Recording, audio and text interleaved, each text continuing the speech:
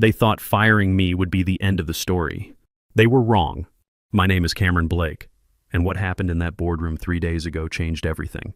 But to understand how a 25-year veteran got publicly humiliated, then turned the tables on a Fortune 500 CEO, you need to know about the silver pen in my pocket and the phone call that happened 72 hours earlier. Let me start at the moment it all went sideways.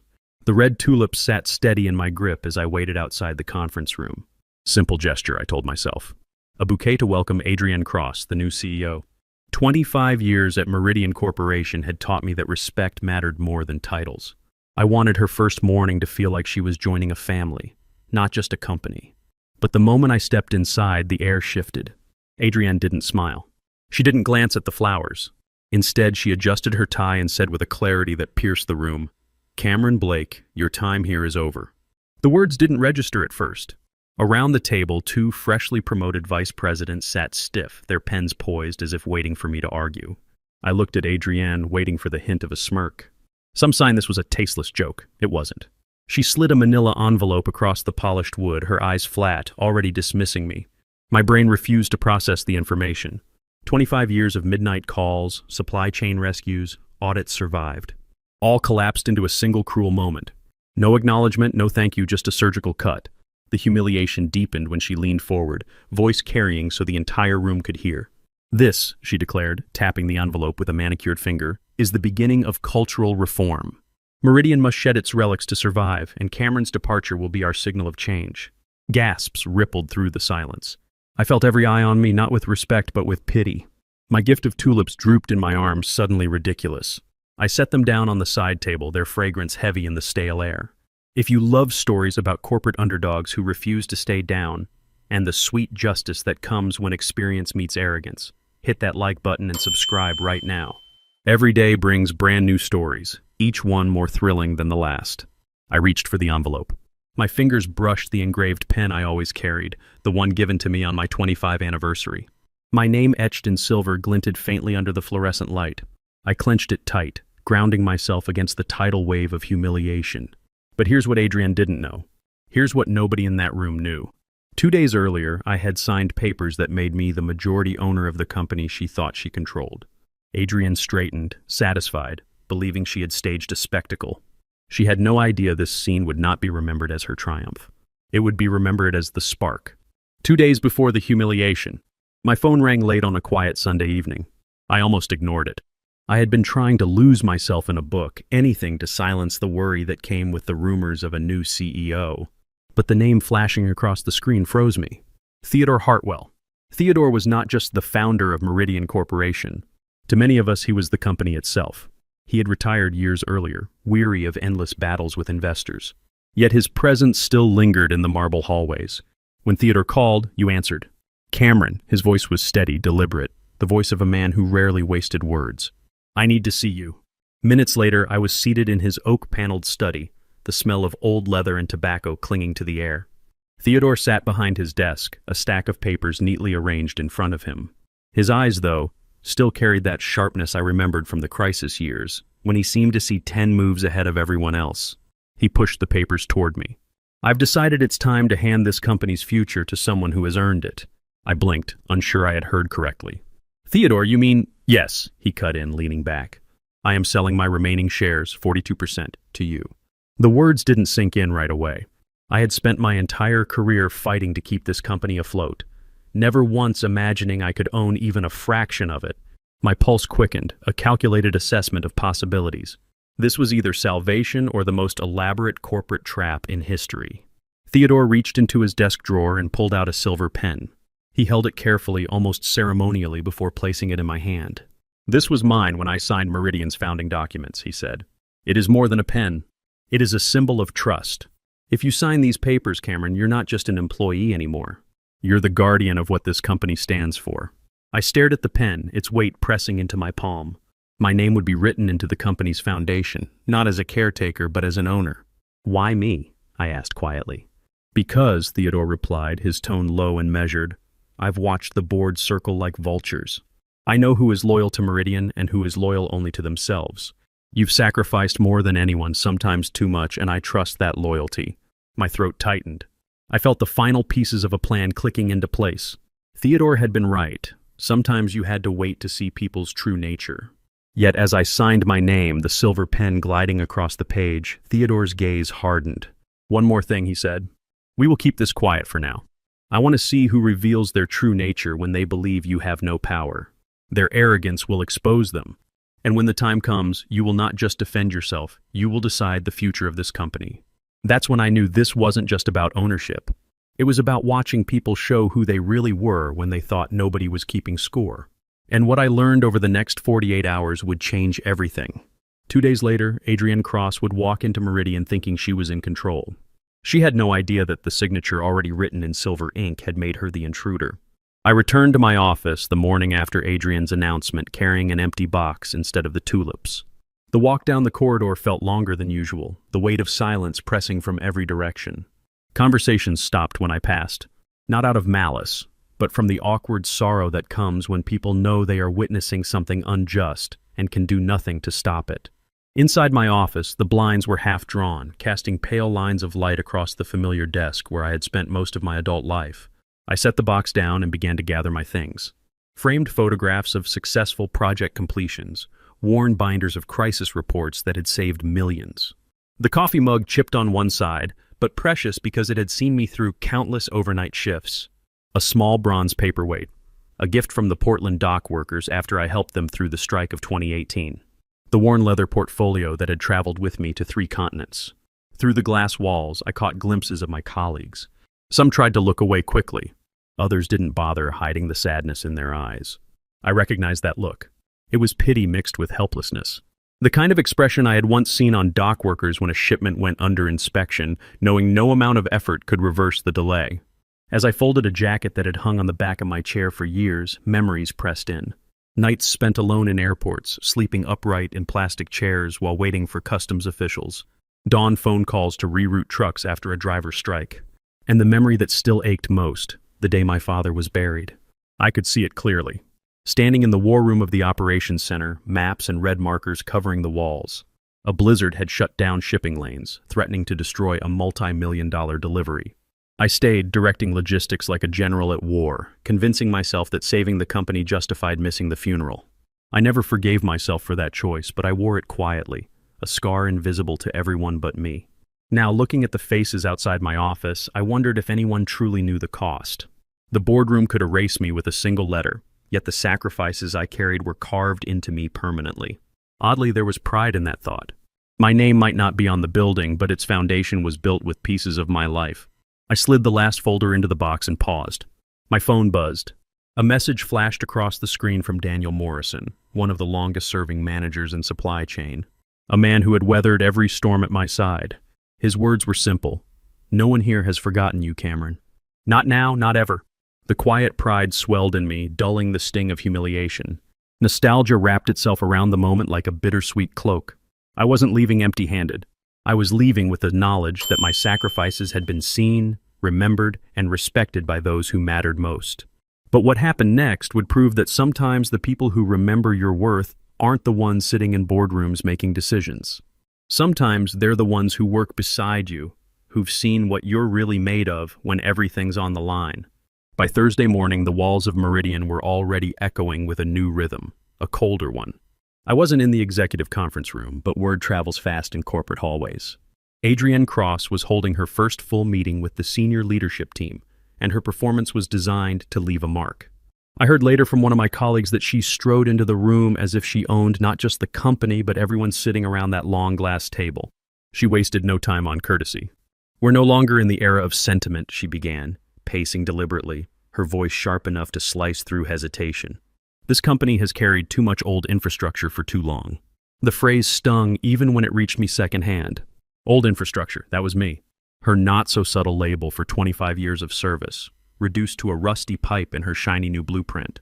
She didn't just dismiss my contributions. She insulted every late night, every crisis survived, every ounce of loyalty I had poured into keeping Meridian alive. My chest tightened, anger rising like a flame that had been smothered too long.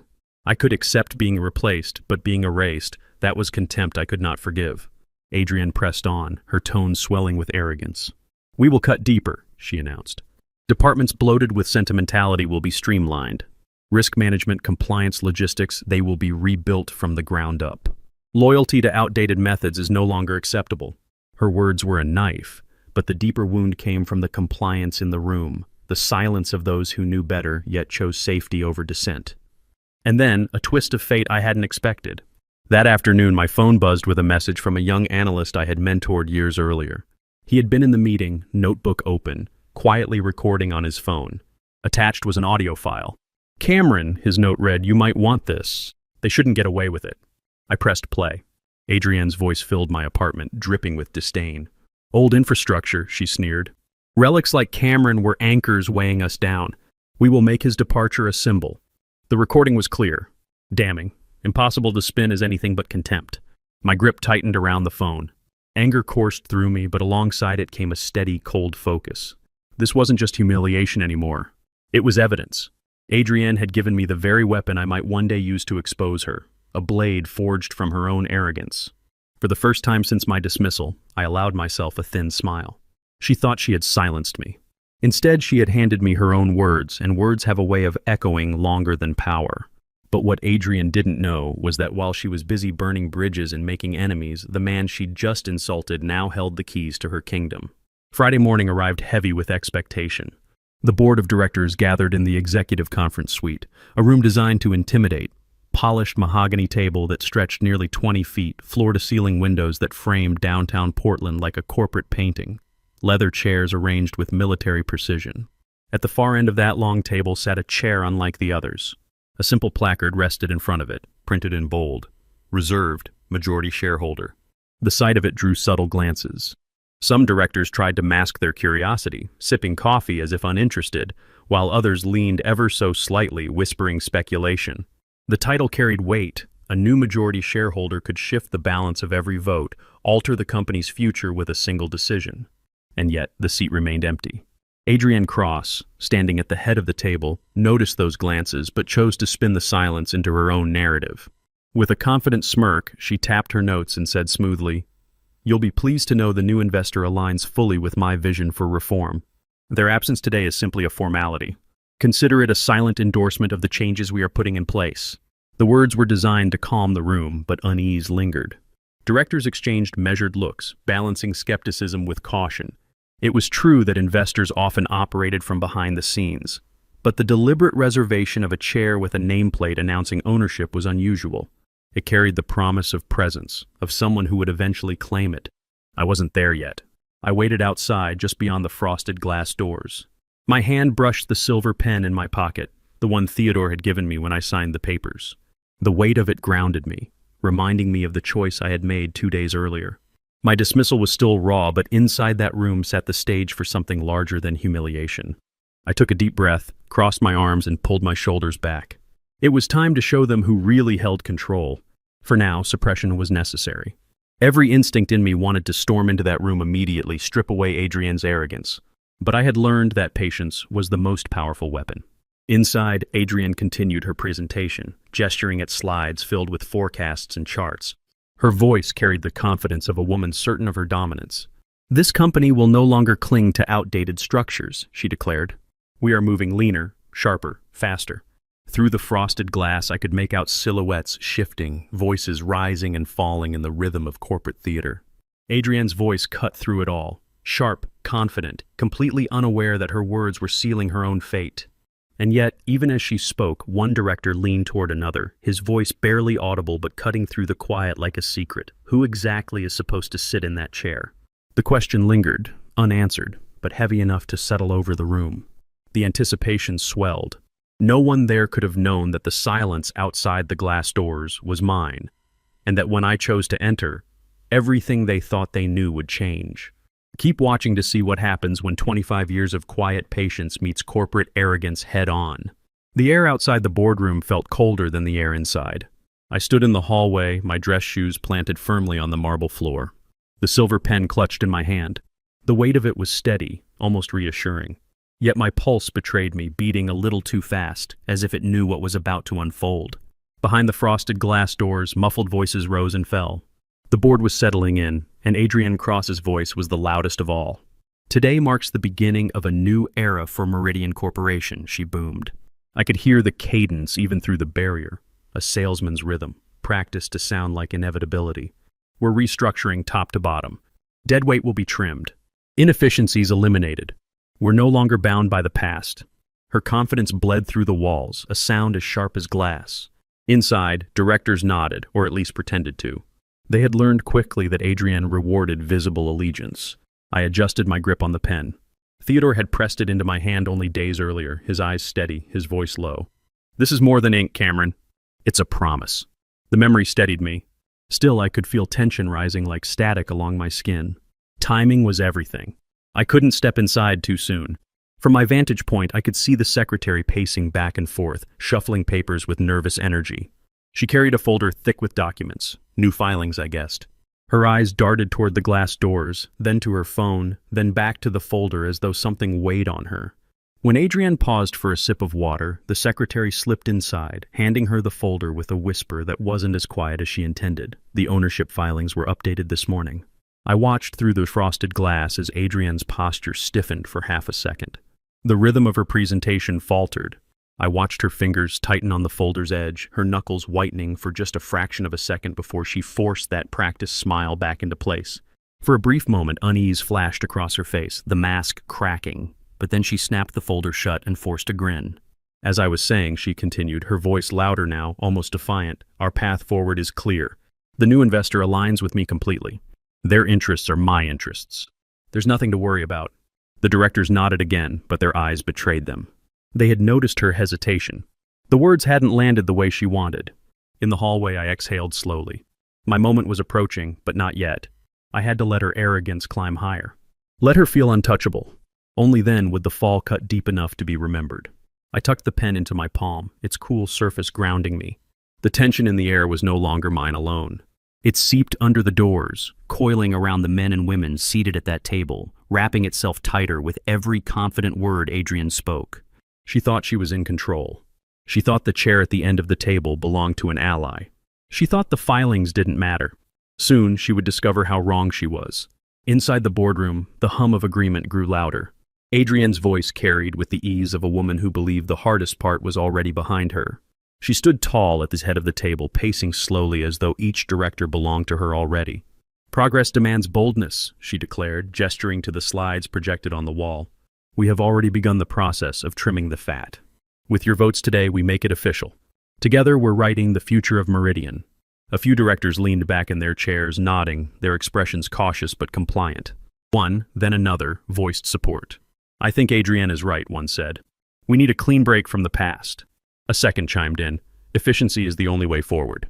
Relief washed across Adrienne's face. The tightness in her shoulders softened, and her stride became almost triumphant. For the first time that morning, she allowed herself the smile of a woman who believed victory was hers. From the hallway, I watched the silhouettes shifting through the frosted glass. The cadence of voices inside told me enough. Adrienne had swayed them. My chest tightened. Each passing second felt like sand slipping too quickly through an hourglass. Maybe I was too late, I thought. Maybe signing those papers, gripping Theodore's silver pen with steady hands, had been nothing more than a symbolic gesture. Perhaps the company was already lost to Adrienne's arrogance and the board's willingness to bend under it. My fingers clenched the pen in my pocket, its smooth surface digging into my skin. Doubt pressed heavy against my ribs. I imagined the directors raising their hands in agreement, Adrienne gathering the votes she needed, the legacy I had fought for, sealed under her careless leadership.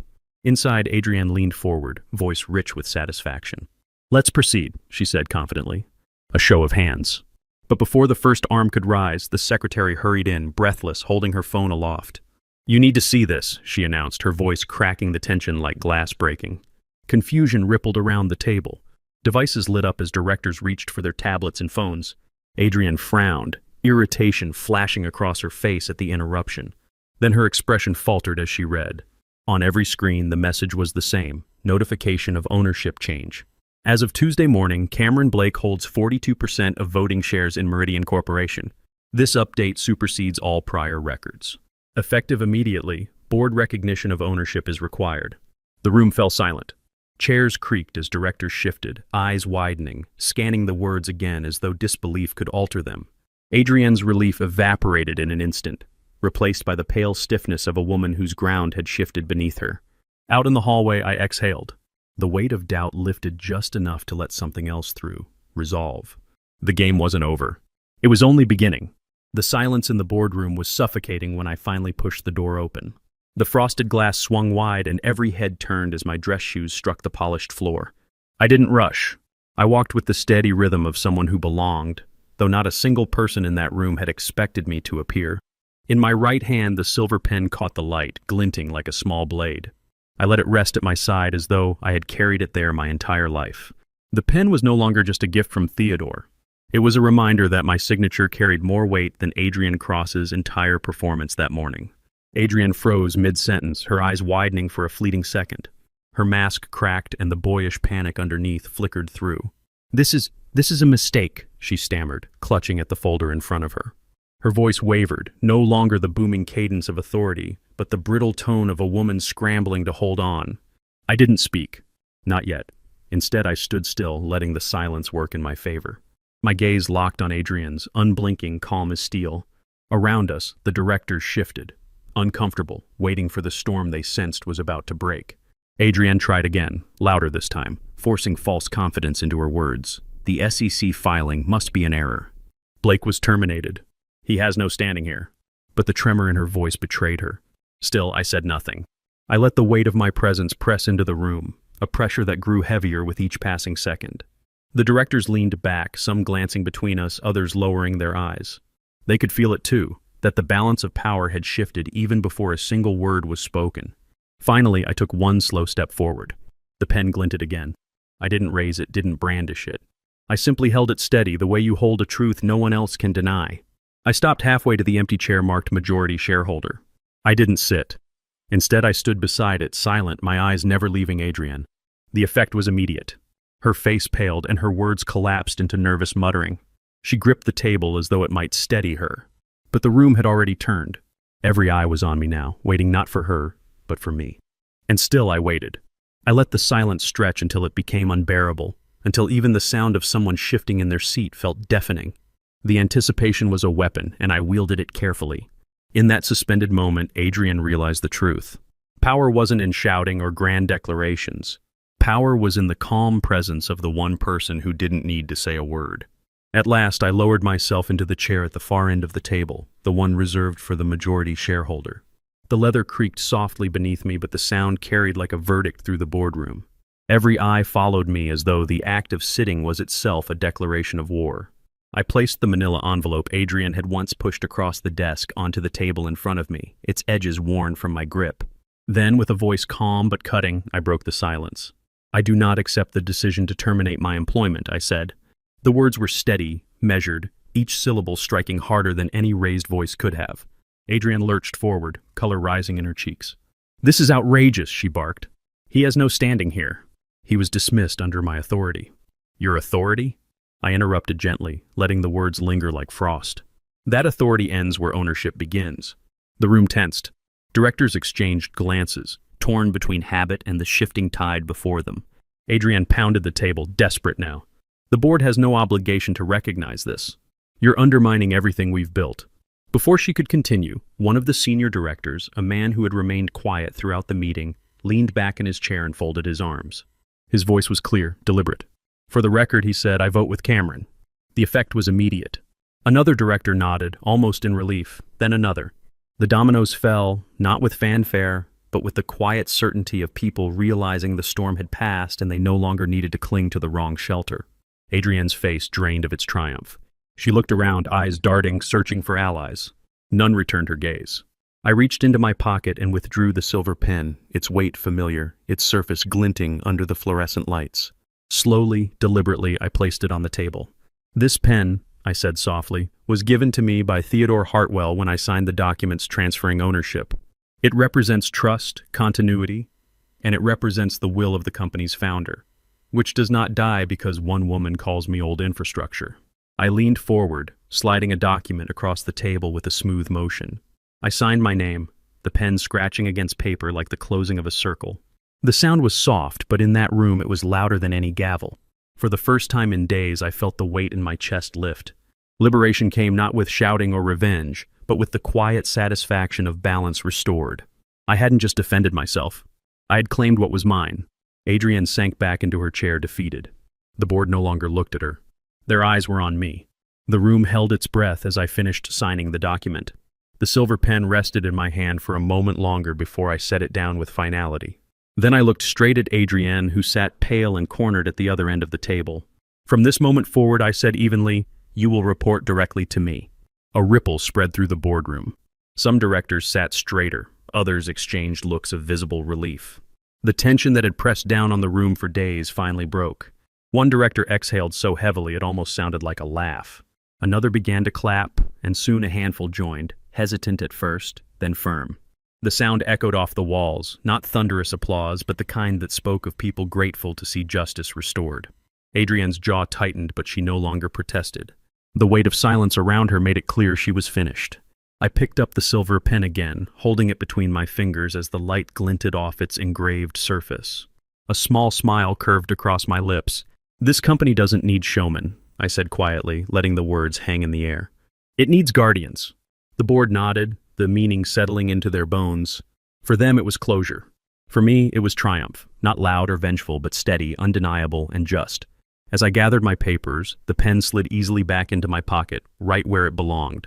Liberation wasn't about erasing the past. It was about proving that sacrifice still mattered, that loyalty wasn't a relic, and that integrity could outlast arrogance. For the first time in a long while, I walked out of a boardroom not as an employee, not as a scapegoat, but as the rightful steward of what I had built. And the look on Adrienne's face, that hollow recognition of defeat, was more satisfying than any speech I could have made. Sometimes justice doesn't roar. It arrives quietly, with calm hands and steady resolve. If you enjoyed this story about never judging someone by their appearance and how patience can be the most powerful weapon of all, hit that like button and leave a comment letting me know what you think. And if you haven't subscribed yet, make sure to subscribe and hit the notification bell to get updates on new stories just like this one. Thanks for watching, and I'll see you in the next video.